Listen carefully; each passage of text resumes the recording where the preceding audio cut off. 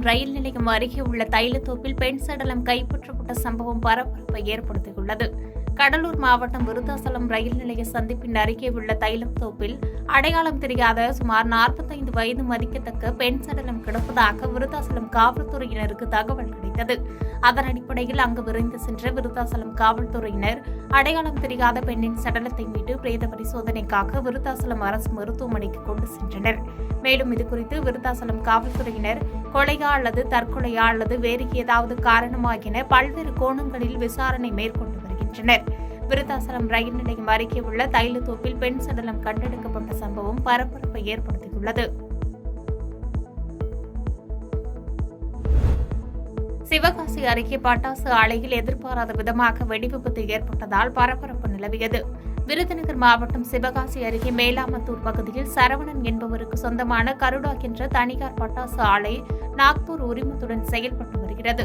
17 அறைகளுடன் செயல்பட்டு வரும் இந்த பட்டாசு ஆலையில் சுமார் 100க்கும் மேற்பட்டோர் பணியாற்றி வருகின்றனர்.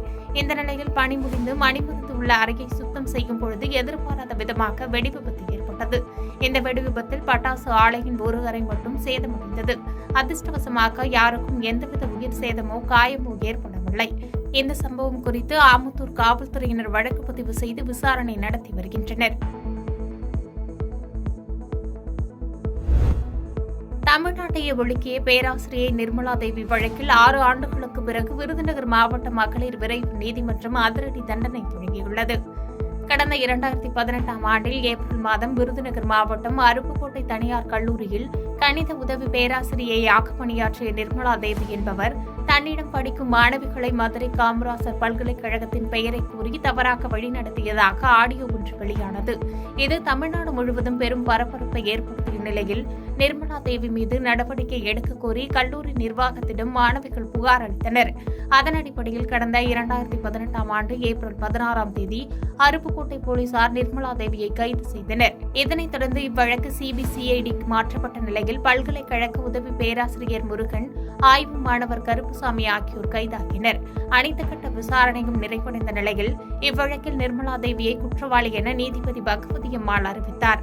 அதே நேரத்தில் உதவி பேராசிரியர் முருகன் மற்றும் ஆராய்ச்சி மாணவர் கருப்புசாமி ஆகியோர் மீது உரிய ஆதாரங்கள் இல்லாததால் அவர்களை விடுதலை செய்வதாக நீதிபதி கூறினார்.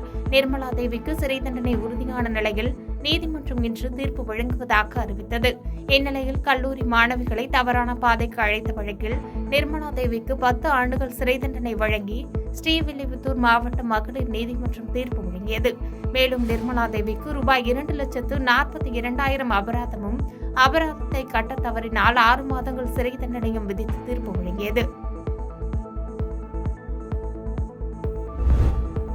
தாராபுரம் அருகே வைக்கோல் ஏற்றி சென்ற ஈச்சர் வாகனம் தீப்பிடித்து எரிந்தது அந்த பகுதியில் பெரும் பரபரப்பை ஏற்படுத்தியது. திருப்பூர் மாவட்டம் பெல்லம்பட்டி குழந்தைபாளையம் கிராமத்தைச் சேர்ந்த முத்துசாமி மகன் சிதம்பரம். இவர் மாடுகளுக்கு தீவனமாக தாராபுரத்திலிருந்து வைக்கோல் வாங்கி ஈச்சர் வாகனத்தில் ஏற்றிக்கொண்டு குண்டடம் வழியாக கொங்கு வடுகநாதர் சாமி திருக்கோவில் அருகே சென்று கொண்டிருந்தார். அப்போது ஈச்சர் வாகனத்தில் எடுத்து செல்லப்பட்ட வைக்கோல் உயரே சென்ற மின்கம்பி மீது உரசியது. இதில் வைக்கோல் தீப்பிடித்து மளமளவென பரவியது. இதுகுறித்து தகவல் அறிந்த தாராபுரம் தீயணைப்பு நிலைய அலுவலர் ஜெயச்சந்திரன் தலைமையிலான தீயணைப்பு படையினர் வாகனங்களுடன் அங்கு விரைந்து சென்று தீயை அணைத்தனர். இருப்பினும் இந்த தீ விபத்தில் ஈச்சர் வாகனம் மற்றும் அதிலிருந்த வைக்கோல் முழுவதும் தீயில் எரிந்து நாசமாயின. இதன் சேத மதிப்பு ரூபாய் 8 லட்சம் இருக்கும் என்று கூறப்படுகிறது. அதிர்ஷ்டவசமாக வாகன ஓட்டுநர் மகேஷ் உயிர் தப்பினார்.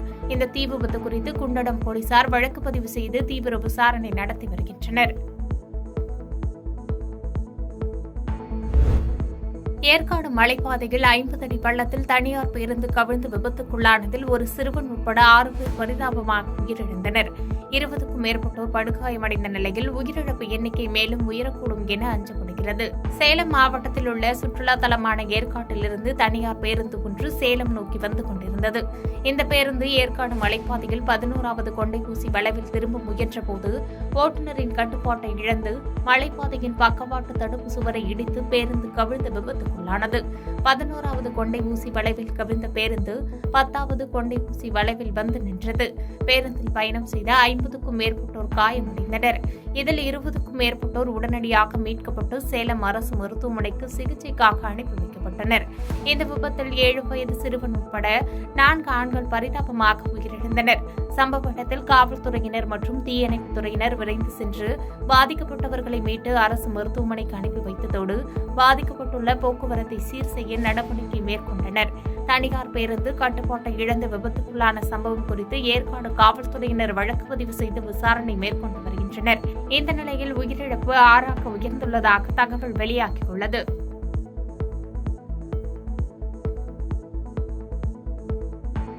பாதகம் செய்பவரை கண்டால் நாம் பயங்கொள்ளலாகாது பாப்பா. மோதி மிதித்து விடு பாப்பா, அவர் முகத்தில் உமிழ்ந்து விடு பாப்பா. அண்மை செய்திகளை உடனுக்குடன் தெரிந்து கொள்ள இணைந்திருங்கள் இயம்நாடு தொலைக்காட்சியுடன்.